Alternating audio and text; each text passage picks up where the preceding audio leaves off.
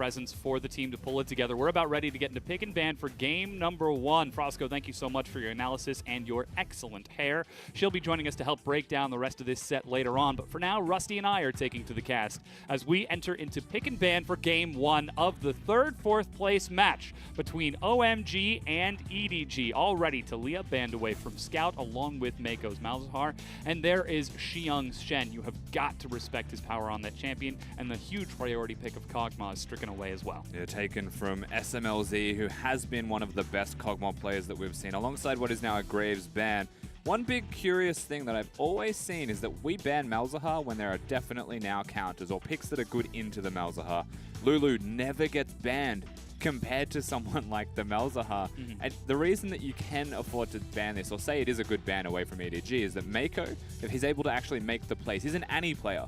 Malzahar is like the meta Annie right now in terms of how they're able to get things done. And now with that priority towards the mid laners and supports, a little bit of the AD carries and jungle, we've got a spicing of everything in terms of those bans. First pick for OMG is going to be focusing towards World 6, putting it on something that enables him, that Elise. We've seen how huge he can be if he can pair up with Smlz and 5 in a strong bottom lane, but now they have to contest with one of the strongest picks in the LPL overall. That Fizz is locked in for EDG. And whilst you would say that the Elise is a fine jungle pick, it doesn't mean that Clearlove's jungle pool has been completely eradicated. There's a Graves ban, and it's an Elise pick, so Clearlove can default to pretty much anything in the jungle pool, whether it's Rengar, whether it's Lee Sin, depends how aggressive he's feeling. And what this means is that EDG have seen the Elise, they said, okay, we can match that. They'll pick a Fizz, which is arguably the best top laner right now, the highest win rate in top lane for the LPL. And an Ashe, which is one of the most crucial picks. Takes away the Ashe-Lulu combo that everyone's now running themselves as well. Now, a bit of a prediction from OMG, though. They're expecting that Fizz to go into the top lane as they are looking to fill out Xiyang with his own champion pool. He has been huge on that Shen. That's been his #1 go-to, and mainly it's been tanks behind it, but every once in a while we see him break out a bruiser, and knowing that he is a very effective shot caller for the team, this could enable him to see some success. It's not just that he's breaking out the bruiser. I believe the one time he played Renekton in recent history was into a Fizz where he did perform quite well, so it just seems to be his comfortable champion of choice into the matchup, something that I've no doubt he's practiced behind the scenes for an extensive amount of time. Alongside that, though, the Varus means that they are kind of generating this pick composition already with their initial 3 champions of choice, as this is oddly unsurprising. Yeah, we get to see Clearlove on his namesake Rek'Sai. So mobile on that champion. He is going to be all over the map, and there's already an Ashe to provide additional vision. They've got such mobility on Fizz. It speaks towards what Clearlove does as a player for this team. He's not meant to be the mechanical genius. He's not a World 6 running around on Summoner's Rift. He's meant to be a smart decision-making player who wants to control the map or prevent the enemy jungler from getting things done. So now that they've got an Elise, they have a buff-to-buff jungler, lots of ganks also going to be capable. Clearlove can try and at least thwart some of those or prevent some ganks from happening. And it's interesting to see through this pick and ban how the priorities have shaken out. It's been AD, top, and jungle for both of the teams through the first half of the rotation. That means mid and support is wide open. EDG used that window to double ban Icon, taking away his Ekko and his Ahri, put him on something a little bit less safe, whereas OMG hedged their bets. They go 1 ban away from Meiko's Thresh and 1 ban towards Syndra. And now with 10 seconds left on the clock, EDG could run the gambit with a flex Karma, or they could just decide to go straight for the support. Now, for those of you who are very deep into League of Legends, you will know that Lulu was played mid yesterday in the LCK finals.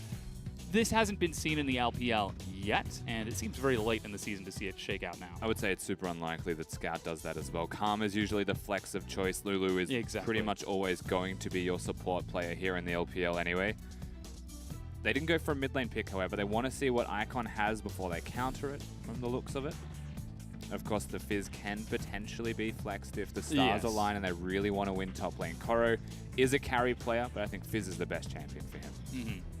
Very, very strong top laner. Lots of flexibility, but OMG, they decide to round things out with Nami down bottom to follow up with Smlz's Varus.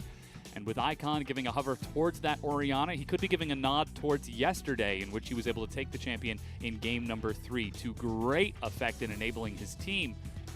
Oh, this will be interesting if he decides to swap it over. Karma is now locked in here, and Icon going to be taking that in the mid lane. Yeah, known for his Ahri and Ekko that were banned away from him, Icon still can sometimes reach out into his champion pool and get something that's a bit more of a control mage. Karmas in the LPL find themselves doing quite a lot of damage. I wouldn't say it's a universal thing, though, for Karmas to be doing that much. Also, perhaps the Ori Hover just speaking homage towards his opponent, who may well be looking for it. Scout could decide to go for that control mage. He's still got some time to lock it in, decides to commit to the Orianna, and there is a lot of potential for EDG to take some very chaotic, very high damage fights against OMG with the comp they've got lined up. This is a good matchup for the Karma in the mid lane. There are very few ways where either of them die, but Karma should always have the push priority in the early stages of the game. When you look at OMG as a team, they've got a Renekton for top lane who pushes when he harasses. They've got the Karma who does the exact same thing. Their bottom lane's the only one that's up in the air in terms of who has lane control. You would assume it's EDG, but if OMG get an inkling or any kind of one trades and suddenly they out-sustain, that is the Nami Varus matchup. And so World 6 potentially just unlocked everywhere. Yeah, and we saw how great he can be if he has a clear goal in mind, a clear focus. His shot calling and teamwork with 5 is going to be so important during the early and mid game against the likes of EDG that are so punishing at taking a convincing early game. And Icon himself, the hitman in the mid lane for OMG, the bad boy, is going up against Scout. It's going to be support mage versus control mage. So tragically, we're not going to be seeing too many sparks fly this early on unless they will be skirmishing. But I think the big look is going to be towards that bottom lane and then towards the junglers. Yeah, and I'm going to say particularly the junglers. If you're OMG, of course, the lanes are going to have a lot of potency themselves. Smlz and 5 do like to fight. There is a very real chance that somebody dies. And knowing how Clearlove has always worked with his bottom lane, there is a chance that we see 3v3 skirmishes breaking out in the bottom lane. Exactly, and that's exactly what Frostgiren was talking about, how with Clearlove on the roster, we're looking to see if the likes of Meiko and Scout really start to pop off and level up. We know that they play well with Fire Lolly, but having that huge experienced veteran of Clearlove, one of the older players in the LPL, really just helps things out. And that's where you have to actually give a quick shout out to OMG for their draft phase. They got rid of the Thresh and they got rid of the Malzahar, 2 big champions that enable Meiko to be a playmaker or a carry for his team. They default him to a Lulu, and it doesn't mean that EDG have a losing lane, just means that the Lulu can't make plays in the same way. He's a bit more Zet reliant with the Ashe, or Clearlove getting a flash off to actually make that play happen. And with that though, we have loaded onto the Rift. The fans are chanting for their teams. I'm not going to say it's a little quiet quite today. the noise that an LCK audience provides, but that's also because we have it turned down a little bit. Not to mention this is also 3rd, 4th place. This is not even the finals, though this is still a very important match, as again, it does have implications for world seeding. Very curious for the fan vote, however. You say OMG is the people's hero, but EDG have also got a massive following. So. Yeah, and that's so hard to believe when just a few years ago, EDG were hated in the LPL for breaking up Team WE. You beat SKT and you win MSI, anything's possible. And then you start to build some fans, exactly. So now this is an organization that has gone through, started from the bottom with the motto, results are everything. Now they're Drake.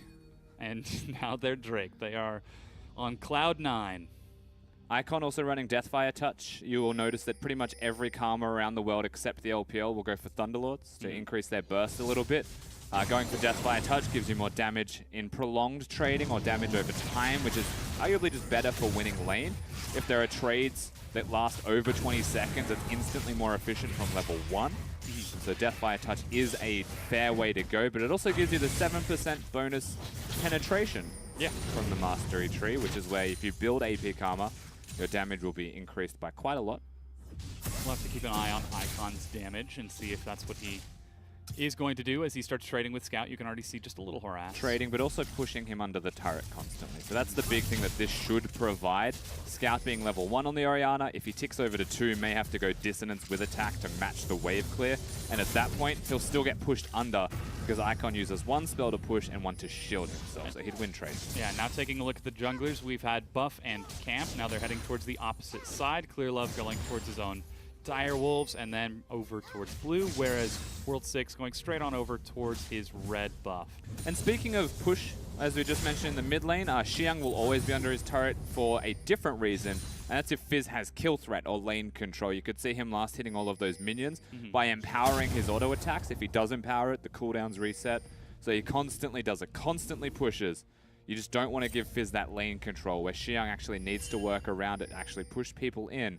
But because World 6, as you mentioned, the jungle pathing, he's mid. Yeah, flash snare, that's Ghost. Flash, but the tether still pops. World 6 follows up with a repel. He's got red buff for the slow. Ghost is about to wear off. There's the cocoon. They've got damage, but is it enough? It is. First blood on OMG Icon. You may have Flash and Ghost, but you're not going to outrun a Karma and an Elise when the cocoon connects. Unfortunately for Scout, it's a very difficult thing to time, but he did not dodge the cocoon, and he is made pay for it. So OMG start this game off the right way, getting first blood on the Scout.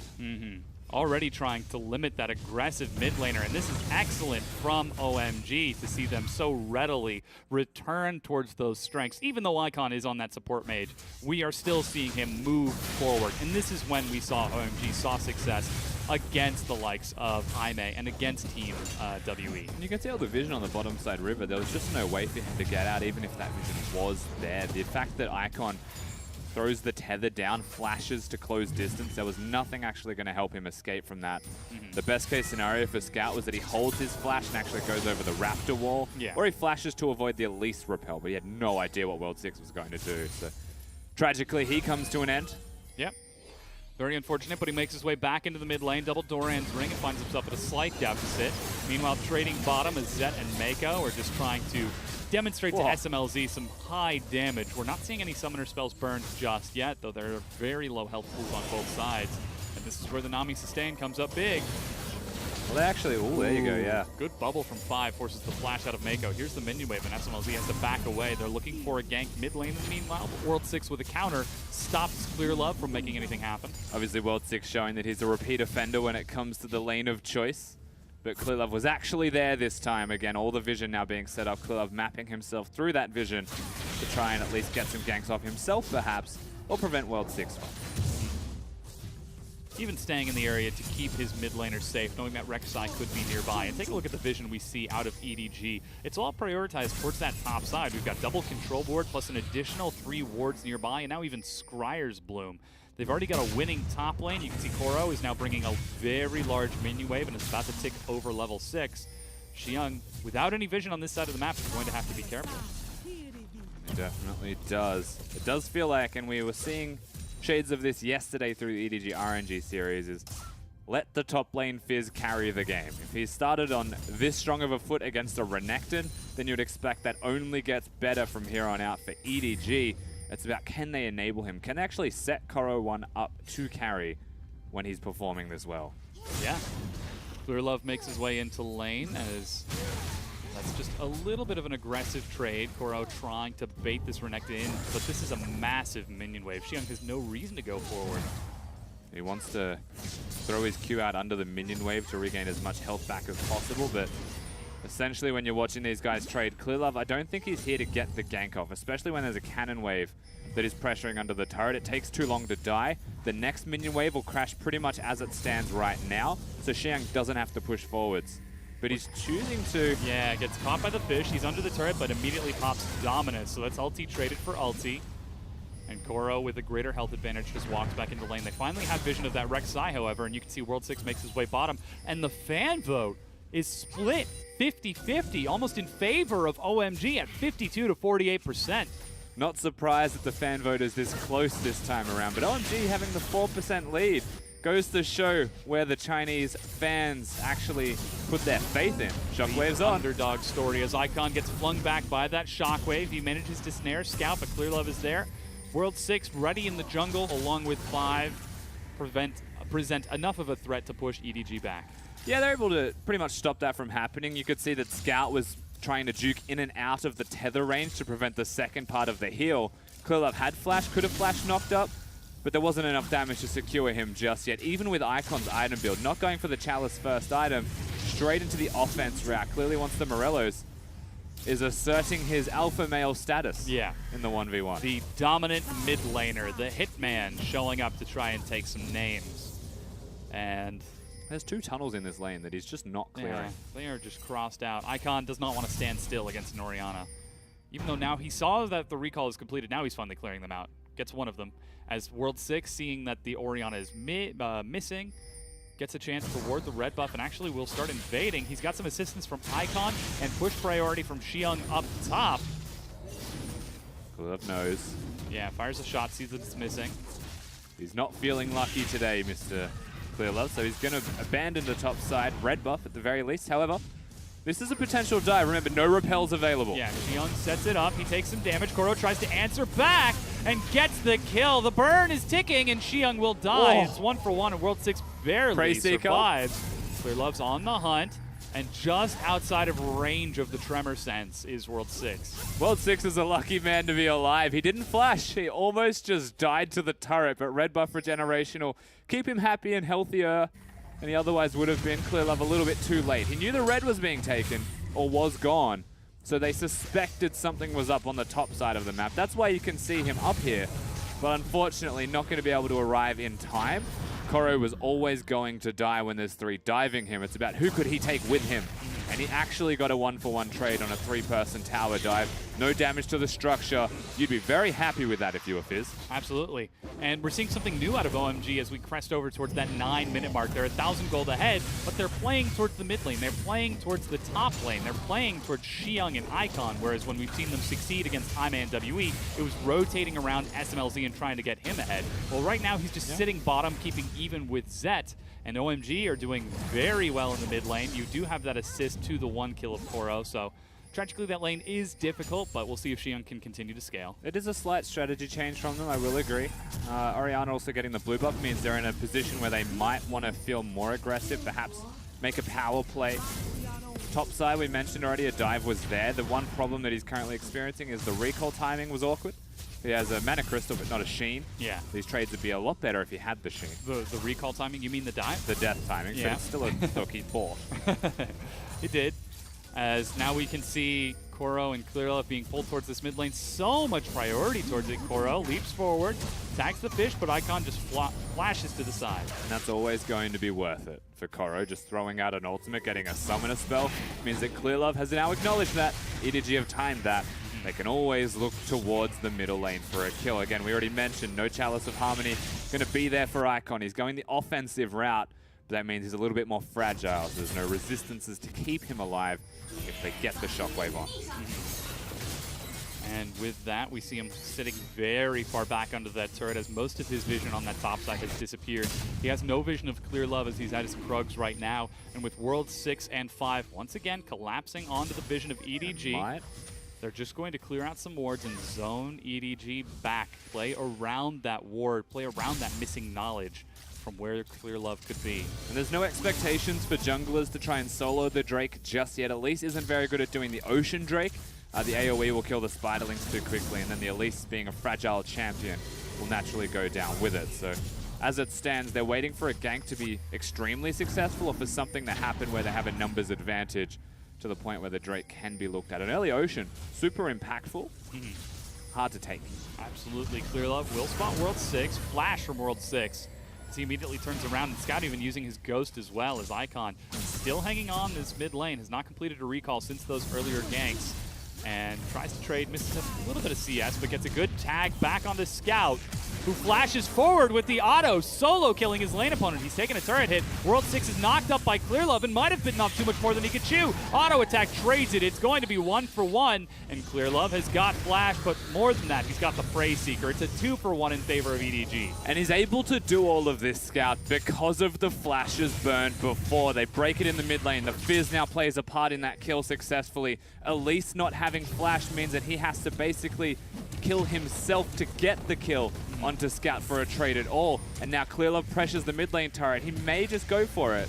It's very low health. You see the teleport completed from Icon, and Clearlove actually is going to walk away as Icon breaks his snare. You can time the tether with the tunnels. You can time crowd control with the tunnels, so it looked like he was moving seamlessly, but as he was underground, he was blindly stunned. Yeah. And somehow could still cover distance. Excellent play from Clearlove. Good to see him in form here as Kog'Maw is now doing some work up top against Xiyang, getting this minion wave trading in. No longer as much kill threat as we can see the Null Magic Mantle going into an eventual... Oh, World 6. No. Why'd you even throw W? Mistake.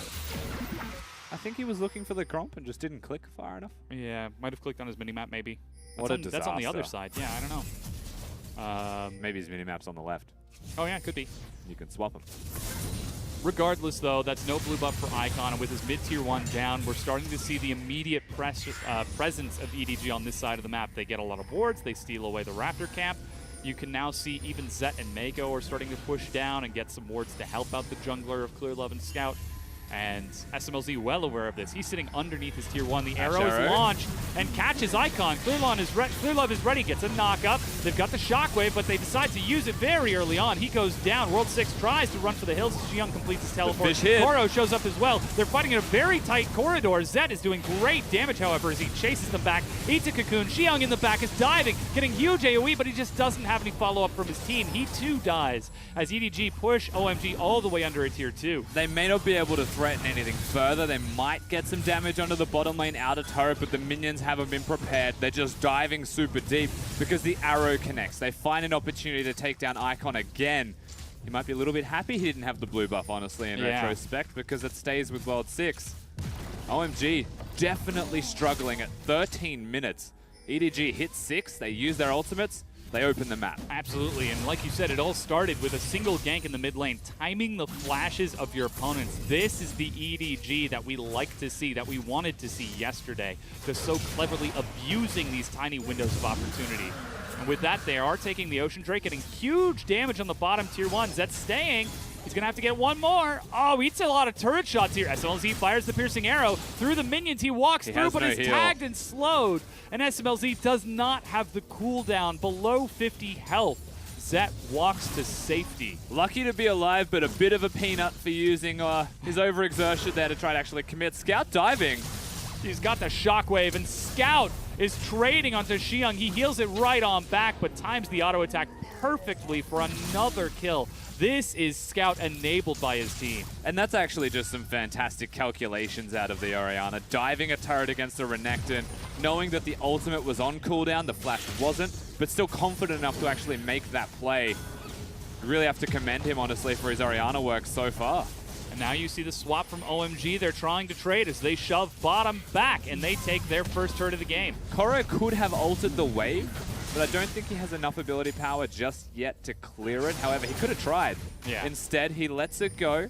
Happy to have perhaps make a trade in the top lane, yet Scout hasn't decided to go for the last remaining outer turret. Yeah. And it could just be the EDG of swapping their bottom lane up there to pressure it a bit further, maybe deny a bit of extra farm, but from the looks of it, they're just going mid. Yeah, Zet was heading towards that side of the map, takes a quick detour to clear out the minions. Meiko shows up to assist him, as that's recall from Scout to head back top. Maybe he's going to look for another dive if Xiyang tries to head back up there, but instead it's Smlz and 5 heading towards that side of the map. That's got to be the logic for it. You know, Zet has his ultimate, Meiko has his. We know that summoner spells are missing widely across the board, so if an arrow connects, the only reason Scout wouldn't have taken that turret with a wave there is that they want another kill, or they want to utilize getting the turret to get 2 turrets, or to get a Rift Herald, or whatever they like. And that's exactly what we see here. Koro remains bottom to push another wave and finally breaks down the bottom tier 1. So turret advantage for EDG. We're still seeing Scout play towards the top side as Clearlove and Meiko are clearing out a lot of this vision from Team OMG as the cocoon is sidestepped by Meiko. And with all of the wards they've got down here, with the Ashe, the Rek'Sai, and the huge Orianna damage from that 3-2-2 Scout, they can definitely pop someone if they find one, but they're just going to keep moving back and forth between mid and top. Yeah, 2 control wards placed, sweeper used by Clearlove, all of the vision in the world. They brought Koro up. You'd almost feel like this is a past 20-minute play from EDG, but they're actually just pressuring the top side of the map for the next blue buff, it feels like. Yeah. And the top lane turret, which was already going to go down. This is the thing that you can do when mid-outer is the first outer turret to actually die, suddenly making plays 10 times easier. Yeah, they've got all of those tier 1s taken down now. You can still see Xiyang was split pushing on that bottom side of the map, so there is a chance that OMG could try to counter push and maybe look for a tier 2, but they need to defend as 5 members of OMG are rotating between mid and top. And when they do have so much pick, that is a really threatening setup to see. And they just happen to have turned on at, the 10-minute mark? It's all started with that one gank mid. Yeah, they found a small opening, and they utilized that opening to try and break the whole map completely open. They have done so, and to kind of just iterate on the point you were making, OMG, can they actually make a counterplay or can they Yeah. kind of do some push?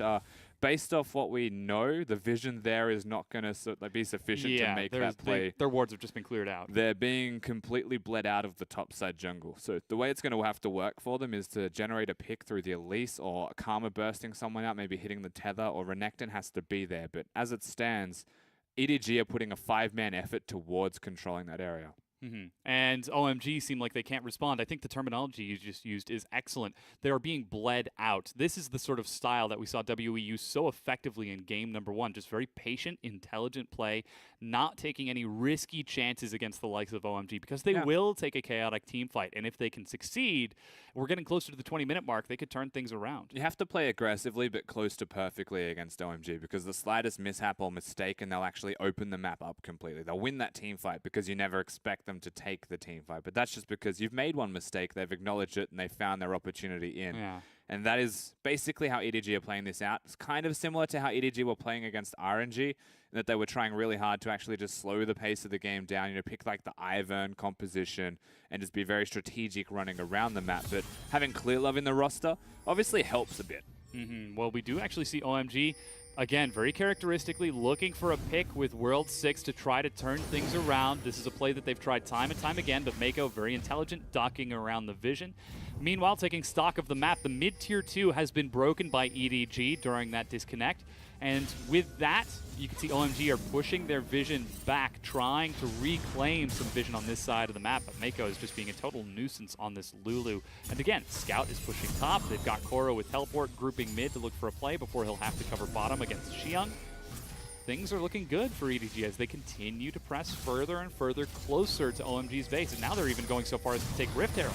Yeah, you know, if Harold's dying, there's certainly just a free time with nothing else to take. You have to imagine that Scout's currently holding the enemy blue buff, which is what we were talking about before all the vision was set up for it. And there's a spawning in a minute. But OMG, they know Herald's been done. This is not Baron. They get Chain of Corruption onto Zet and dodge the Enchanted Crystal Arrow. The AD carry, they throw everything at him. Shockwave flings World 6 back in, but a huge fish catches Smlz. The two-man gank squad dive onto him and kill him and continue chasing forward. Xiyang tries to get into the back, but he goes down, and Scout now follows on the World 6. Flashing the wall aggressively, eating just a bit of burst from that Elise, but there's not enough. That's going to be a double kill for Scout. Meanwhile, the gank squad was able to turn things around bottom. It is 2 versus 4, and EDG are looking for another tier 2. Yeah, Clearlove did go down, but Koro lived it. Teleporting, not even teleporting, just back to full health. Icon's trying his best to consolidate what's been a very unfortunate team fight for his team, but EDG working with low health, playing around those health values extremely well. Zed gets caught and gets completely bursted out, but he doesn't flash, just uses his heal. They rely, look at Koro's fish with Clearlove. At this stage, Smlz, usually the big carry for the team. He has 3 people protecting him, and nothing will kill Scout, even though World 6 is on top of him. The confidence here to flash over knowing that his shield's about to expire, but because he has Meiko nearby. Just really good communication, honestly, coming out of the EDG side for 2 separate fights at the same time. And this is what we wanted to see now that they are bringing the likes of Clearlove into the roster. Sure, he hasn't had great stats returning to the LPL in 2017, but it's what he does to the star players of Scout. It's what he does when Meiko is enabled and feeling like he can make these plays. And with that, that is now the tier 2 up top going down. 5 turrets to 1 in favor of OMG. They're taking Cloud Dragon as well. And this map is becoming remarkably precarious for OMG. If they lose a fight like that again, that could mean Baron. Yeah, it could mean a lot of things for EDG, the way that this map is now breaking out. 6,000 as a gold difference. The first big thing that I noticed a couple of minutes ago, EDG actually just diving, never mind. They're collapsing onto World 6. He repels up, sidesteps, but is going to be knocked up. The arrow catches 5 down the mid lane. He's still stunned, but they decide to back away. And off of the pick on the jungler, they are running into the river. It's game number 1 of the 3rd place match, and EDG are running so aggressively against the likes of OMG. They've got 2 tanks. Yeah, they turn onto it. Here comes OMG trying to sweep through the vision. They've got to walk through most of this jungle dark, setting up wards as they go. Piercing Arrow is going to find the back line. Koro tries to zone it out. They manage to kill Meiko, but Baron is picked up by EDG. And with that knock-up, OMG are continuing to play around this, and Clearlove tunnels away. EDG make it back to base. Yeah, OMG can't chase any further. Their vision pretty much ended at the pit itself. They get a pick onto Meiko, but it's just the support. So their best case scenario here for OMG, get a turret, Get out before they come back to the lane. Because right now, if Scout shows up, he still has Shockwave, people die. Yeah, he does a lot of damage. Clears out the minion wave, though, as he does have his Luden's Ekko and the Rod? Ability Power Rod. Blasting Wand. That's the one. It's day 11 of casting. Names are becoming more and more difficult as time goes on. Regardless, though, EDG are now running so aggressively against OMG. And the crazy thing is, we've seen this play before from OMG against Team WE in game number 3.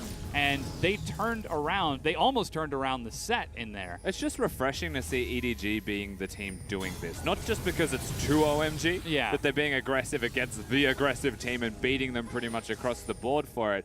It's just that, like, EDG came in yesterday against RNG, and they played a really calm, patient, measured style, or tried to anyway, of League of Legends, ultimately losing that. Now they come back, and they are aggressive. They are making the plays, showing there's more than one shade to this team. And like you've said, it really speaks to the mental fortitude of the likes of EDG to recover and play aggressively against OMG. You can see how desperately OMG are looking for these fights time and time again, because if they find one, they can get back into this, but EDG are just playing it so smartly. And it's not just that, 23 minutes is the only, like, it's such a short amount of time that has gone through in this game at the moment, but they're threatening a bottom lane inhibitor already. The gold lead's massive. Even through all of this aggression, they've just slowly but assuredly garnered a larger and larger gold advantage through kills that have become objectives. They haven't gone for objectives that translated into a dive. They found you in the jungle in a very deep, aggressive place before making a kill then objective out of it. Mm-hmm. And now they're running the 4-1 split with Koro using that teleport to push in mid, and the rest of EDG pushing in bottom. They've still got Baron for about 2 minutes. Koro is also pressuring inside the base. Yeah, he goes in, the arrow will miss, but with Scout moving forward, he eats a cocoon. Koro is actually pulling 3 members' attention. Shockwave onto World 6 and the attack dissonance. They're able to burst down the turret, though they lose their top laner. Zet is firing across, and that's Chain of Corruption onto the back line. OMG chase it forward, but Icon misses. Zet is in the front line. He is doing so much damage. Knows that he's got a Lulu just behind on the other side of the wall and is free firing. He still had flash that whole time, so confident. EDG just brute forced their way into the base. Shockwave hits one person, Koro dies, and they still look at a 4v5 and say, bring it on. Yeah. And take an inhibitor. Amazing play from EDG to break the bottom half of the map wide open. They've still got Baron for about 30 seconds, probably just going to use it to recall and reset the map. As we take a look at the items off of that play, that's Runon's Hurricane finished from Zet, and now he's finished off his own Quicksilver Sash and is getting even tankier. Void Staff topped up from Scout out of that Blasting Wand. And then contrasting it with the items of Team OMG, Icon, he's pretty big. He's got Morello's Athons plus an NLR, as Clearlove is trying to take some gold from World 6. Has stepped up a little bit too far by himself to place some wards, so he's getting put back into his hole. But again, to contrast the items, Xiyang, all he has is the Black Cleaver and the components of a Spirit Visage. You take a look at Koro, he's already 2 items in, plus that Sheen. This is a massive advantage for EDG in terms of items. Not to mention that, right? Like, Icon has got items, but he's gone for Athene's Unholy Grail with Morello's, and he couldn't make his mind up, obviously, so he's just gone for both. One of them is to be a bit tankier and have more sustain, as World 6 should be fine. Yeah, Clearlove is just invading this jungle with Meiko. He's got Scout, he's got Zet just behind him, as now OMG immediately pushing towards the next side of the map. Enchanted Crystal Arrow tries to lead the Shockwave fight, but misses. And still, OMG push forward. But you can see it. How good is the communication out of EDG right now? Scout is playing so aggressively, but he's got Zet throwing the arrows as Scout is using a Shockwave, to the point where if one hits, they both hit, the target dies. Even against Xiyang, as a tanky member of the team, they are confident enough to make these plays because they're acknowledging how far ahead they are and how to win the game. You can even see how tanky Clearlove is, just pressing onto those wards. And OMG are just constantly overextending to try and place wards down. Xiyang always deep in lanes to clear them. So it is still the right call as Zet. Ooh, they've caught Zet, but that's going to be the Quicksilver Sash. Redemption dropped down as Scout is healed up, and Zet relies on his red buff to keep himself at high health. He's got life still. But that's 2 ultimates blown by EDG to look for a pick. All they find is 2 items instead. Yeah, not exactly what OMG want, which means this next wave coming in. Unfortunately, there's no Baron to speak of. A Cloud Drake spawning doesn't mean too much for the side of EDG, realistically, they just wanted the Shockwave to be back up and available, and it is. Yeah, but keep your eyes on the Ahri. Super minions are on the Nexus turrets. Xiyang is trying to deal with that. Smlz is finally able to clear these waves with the rune ends of his own, but Koro is running 2 lanes right now. There's the swap towards mid from EDG with Koro hanging out bottom. Shockwave is going to miss Smlz as he walks away, but the minion wave is cleared out again. They're working down the base before finally deciding to back away. 80 seconds for Baron to spawn. Cloud Dragon is up as well, and they're just going to reset the map. Notice how EDG have actually put Scout towards the Drake side of the map with Clearlove. They give the red to Koro as they go for the Cloud Drake. You'd expect Clearlove to come over and help, and then they give Scout the blue buff before they recall. Not just that, at the same time, they were looking at the enemy blue buff to steal it, but fortunately for OMG, they came over in time to prevent that from happening. But this is 3 separate things. Ooh, as they catch Meiko looking for, 5 warding Baron. 4 separate things that have all just kind of happened at the same time.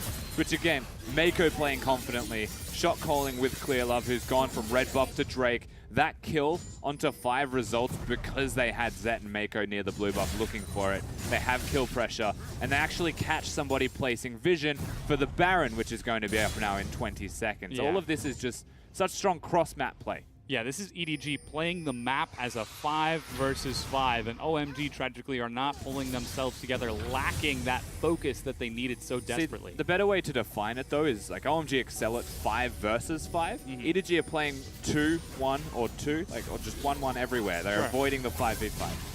Alrighty.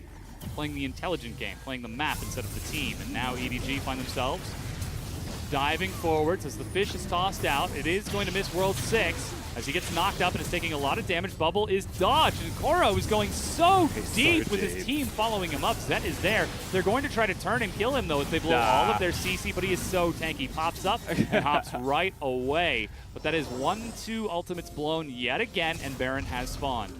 That's one tanky Fizz, man. Whoa! That's one dead fish, man. And another assassination from Scout. He is doing huge damage as he punishes Team OMG. They turn now onto the Baron, and despite the fact that Xiyang is on the way, that is not going to stand a chance of a steal. There is so much shred from the likes of Team EDG. They take it out, and looks like we've got recall being completed out of Meiko as he makes his way back. So they've got Baron. The inhibitors respawn, but EDG just need to reset the map and break the base again. It's safe to say that was one of the easiest Barons in their life to take down because 5 is trying to play like his namesake and have as many deaths as his name. At this stage, the 2 deaths have happened recently, but because he is such a squishy member, because they're behind, which means the fish is behind even more so, not tanky, will just crumble. EDG continue to press forward with their advantage now. If they take this game number 1 so confidently, it will be great as they find Xiyang looking for a flank. Smlz clears out the minion wave with Koro split pushing bottom, and World 6 again split from his team. He pops up, and it's going to stall just a bit of time, but the arrow is timed this time. Zet is sitting under the spider, and the arrows will squish it out. Even Koro is teleporting in. He was just outside of vision. Small side note, Dom. Correct me if I'm wrong, but if you repel, you see an enemy ward, you can actually go down to it. If you have vision of it. Yeah. 5 had his sweeper available. He could have actually revealed the ward to give him an escape route. That is unfortunate, small thing, but it could have actually saved the life of the Elise. Yes. Now EDG, they've pushed bottom to take the inhibitor, and they immediately swap up towards mid. Eventually, someone's going to need to go top and fetch that minion wave, but now this is 2 inhibs broken with the Baron. They've still got it for 2.5 minutes. Mountain Dragon is going to be spawning up next, so they are just running the map all over OMG. And all 3 of OMG's sets here in the playoffs have started the same number way. Game number 1 has been a huge stomp against them. The question is, this is probably the most convincing stomp yet. Can they come back? Yeah, this is just a super simple, super clean, well-played game of League of Legends from EDG. Closer to what we expect from them. Closer to what we expected from them yesterday. Yeah. Not to be seen. So now with 1 inhibitor remaining, a bit of the Baron buff still present, we wait for the Shockwave once again. It's back on cooldown. You can see Scout dodging skill shots, clearing out vision as he just keeps weaving back and forth, back and forth. Koro with Baron buff still bringing up those super minions down the mid lane, giving them enhanced movement speed as bottom is going to split push as well. They've still got so much time to play with this buff. The Clearlove doesn't take damage. Even with the shields, he'll take less than nothing. he'll actually just have the shield stay on him. It's so tanky. He will dive. OMG are bringing over super minions to help. And that's what they're doing as Koro races in, goes from Scout. The final inhibitor has been broken without a single chaotic team fight. OMG don't find the way to get back into this. It's now only the Nexus turrets and the Nexus as Xiyang eats a shockwave and is chunked down to half. Baroned up super minions are going in. Smlz is trying to get through but has to zone himself away from Zet, who is starting to do tons of damage. Continues to push forward. Now they've got even more super minions rushing in with the Baron buff. It might be too late as Koro and Clearlove start the fight. There's the knockoff. Smlz firing in the back. He's on the fountain, but Zet is entering back with damage of his own. This fight might go even, but that doesn't matter because the Nexus itself is being battered by the minions, and EDG will knock it down, taking game number 1 of this third place match against OMG. Don't even need to break a sweat. No need for reactions on the side of EDG. Just a clean victory. They go backstage and say, 2 more of those, we're set to go. But OMG, they've got a lot to prove after that one. That was way too easy to beat them.